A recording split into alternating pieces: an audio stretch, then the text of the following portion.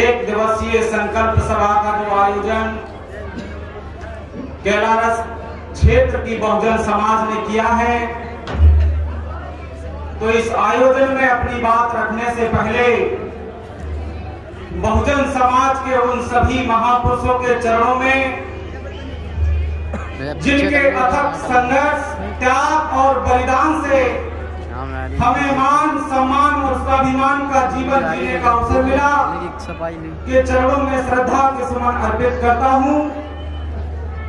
आज के कार्यक्रम के अतिथिगण, विशेषकर दिल्ली विश्वविद्यालय के हिंदू कॉलेज में प्रोफेसर आदरणीय रतनलाल सर, जो मेरे गुरु हैं, वो संस्था में पढ़ाते हैं और मैं वहां पे पढ़ता हूं, और उत्तर प्रदेश सरकार के पूर्व कैबिनेट मंत्री माननीय दत्तू प्रसाद जी, सुप्रीम कोर्ट के प्रसिद्ध अधिवक्ता माननीय भानु प्रताप जी, और सम्मानित मंच एवं मंच के सामने उपस्थित गांव-गांव से चलकर आया मान्यवर साहब का बनाया हुआ बहुजन समाज, नौजवान साथी, बड़े बुजुर्ग, कलाकार साथी, माताएं बहनें एवं छोटे भाइयों बहनों, आप सभी को मेरा क्रांतिकारी जय भीम।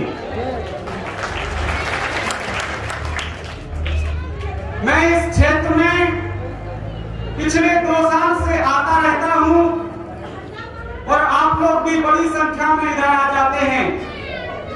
अवसर एक ही होता है, या तो मान्यवर साहब कांशीराम की जन्म जयंती होती है या मान्यवर साहब कांशीराम का महापरिनिर्वाण होता है। तो इस बात से मैं ये सोचता हूं कि आपके चंबल क्षेत्र के लोग मान्यवर साहब कांशीराम की दमदारी वाली आंदोलन में अभी भी विश्वास रखते हैं, क्योंकि वो मान्यवर साहब के नाम से एकजुट हो जाते हैं और अपने साधनों से कार्यक्रम स्थल तक आते हैं। तो आज हमारे बीच में कानूनविद हैं, शिक्षाविद हैं और बड़े बुजुर्ग विद्वान भी हैं, तो तमाम क्षेत्रों की बातें वो आप लोगों के बीच में रखेंगे। लेकिन मैं पिछले 10 दिन से आपके क्षेत्र में घूम रहा हूं, तो मैं इस क्षेत्र की स्थिति से हमारे सम्मानित मंच को अवगत करा देना चाहता हूं, क्योंकि मैं उनके बीच में भी रहता हूं और आप लोगों के बीच में भी रहता हूं। तो मैं बीच की कड़ी बनकर बहुजन समाज की वास्तविक स्थिति से आज आप लोगों को परिचित कराने के लिए 2 मिनट में अपनी बात रख देता हूं। मैं पढ़ने लिखने वाला छात्र हूं, तो मैं शिक्षा पे ज्यादा ध्यान देता हूं और मैं देखता हूं कि गांव-गांव में और छोटे कस्बों में शिक्षा की क्या स्थिति बची हुई है। तो मैं एक दिल दहलाने वाला उदाहरण आप लोगों के सामने केवल पेश करूंगा। जब मैं इधर आया तो मैं कुछ नौजवान साथियों को खोज रहा था जो पढ़े लिखे हों। तो इस खोज में मैं ग्रेजुएट लोगों के पास में पहुंचा और उनसे जब चर्चा हुई कि आप क्या करते हैं, तो किसी ने बताया कि मैं बीएससी कर चुका हूं और किसी ने बताया कि मैं बीए कर चुका हूं। लेकिन किया कहां से? कैलारस या मुरैना से। तो बात आगे बढ़ी, तो मैंने पूछा भाई साहब किस विषय में किया है? तो भाई साहब आगे और पीछे की बात बताने लगे और कहने लगे कि हम नियमित नहीं है, हम चाहते नहीं है। तो ये बात मेरे मस्तिष्क पर गहरे उतरी और मेरे को चोट पहुंचाई। एक नौजवान युवा आज की शिक्षा व्यवस्था में ग्रेजुएट हो जाता है, लेकिन अपने विषय उसे याद नहीं है। आज की शिक्षा स्थिति का इससे बड़ा दुष्परिणाम और खतरनाक परिणाम आपके सामने कुछ हो रहा है। मैं ये बात क्यों बताना चाह रहा हूँ? क्योंकि महात्मा फुले ने जो आधुनिक समाज में और आधुनिक भारत में सामाजिक क्रांति के अग्रदूत माने जाते हैं, उन्होंने एक सूत्र निकाला, जिस सूत्र में मैं बहुजन समाज की सारी समस्याओं का निवारण देखता हूँ। उन्होंने क्या कहा? उन्होंने कहा विद्या बिन मति गई, मति बिन नीति गई, नीति बिन गति गई, गति बिन धन गया, तो धन के अभाव में सूत्रों का पतन हुआ अविद्या के कारण हो गया। तो साथियों, जब मैं देखता हूं कि जब यह देश ब्रिटिश सरकार से आजाद होता है और स्वतंत्र भारत का संविधान घोषित होता है, लागू तो आदमी पूरी तरीके से नहीं है, तो उसमें शिक्षा की जो व्यवस्था की गई है और उस शिक्षा के माध्यम से हमारे समाज ने थोड़ी बहुत उन्नति की। जितनी उन्नति की, हमारे समाज में कुछ डॉक्टर हुए, मास्टर हुए, कलेक्टर हुए, इंजीनियर हुए, प्रोफेसर हुए, वकील हुए। जब इस तरीके से हमारे समाज ने उन्नति की, तो मैं देखता हूँ कि इस उन्नति के पीछे केवल और केवल एक ही कारण है, एक ही तत्व है, जो शिक्षा है। यदि शिक्षा न होती तो हमारी उन्नति संभव नहीं थी। तो ये बात, इस देश में लोग समानता की व्यवस्था नहीं चाहते हैं, जो हमेशा इस देश का बुरा चाहते रहे हैं और असमानता की व्यवस्था को चला रहे हैं और मजबूत कर रहे हैं, उनको पसंद नहीं आई, इसलिए उन्होंने शिक्षा व्यवस्था पर करारी चोटें की और मिड डे मील और बोर्ड परीक्षा को लोकल करने जैसे प्रोग्राम चलाए, जिनका दुष्परिणाम आज आपके सामने है। तो साथियों, मैं ये बात कहना चाहता हूँ कि आपका समाज जो शिक्षा के माध्यम से अपनी सामाजिक, आर्थिक और राजनीतिक उन्नति कर रहा था, वह शिक्षा जो है कि अब खत्म करने के प्रोग्राम चल रहे हैं। तो अब आपको इस बात का फैसला करना है कि हमें शिक्षा को बचाने के लिए आंदोलन करना है या नहीं करना।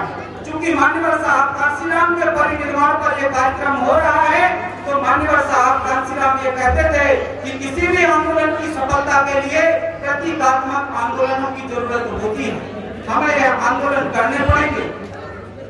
तो ये जो बात मैं आप लोगों के बीच में रख रहा हूँ और मैं सोचता हूँ कि आप लोग मान्यवर साहब कांसीराम की विचारधारा से सहमत हैं और बार बार चल के आ जाते हैं। तो मैं कहना चाहता हूँ कि मान्यवर साहब कांसीराम ने जो दमदारी वाली मूवमेंट चलाई हुई थी, वो मूवमेंट आज मध्य प्रदेश में कहाँ है?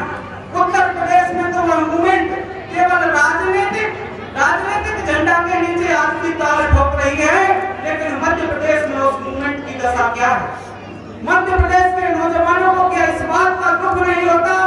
मध्य प्रदेश के समझदार लोगों को क्या इस बात का दुख नहीं होता कि जिस महापुरुषों ने अपनी पूरी जवानी और पूरा जीवन आपको एक करने के लिए लगा दिया, उस महापुरुष की कमाई को आज मध्य प्रदेश के लोग आप कैसे मिटा रहे हैं?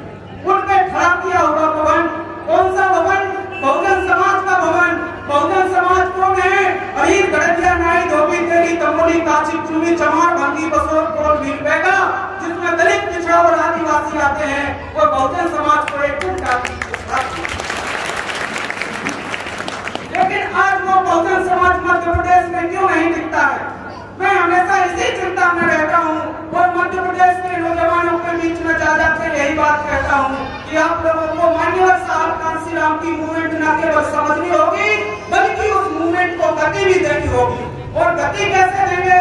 तो मान्यवर साहब कांसीराम ने भी किताबें लिखी हैं, बाबा साहब अम्बेडकर ने भी किताबें लिखी हैं, और महापुरुषों ने किताबें लिखी हैं, और कुछ हमारे समाज के बुद्धिजीवी लोग समय समय पर किताबें लिख के हमें अवगत कराते रहते हैं। तो नौजवानों को ये बात समझनी होगी कि आज जो ताकतें सत्ता में बैठी हुई हैं, वो किस तरीके से इस समाज का दमन करने पर उतारू हैं। मैं एक उदाहरण आप लोगों के बीच में ताजा बताना चाहता हूँ।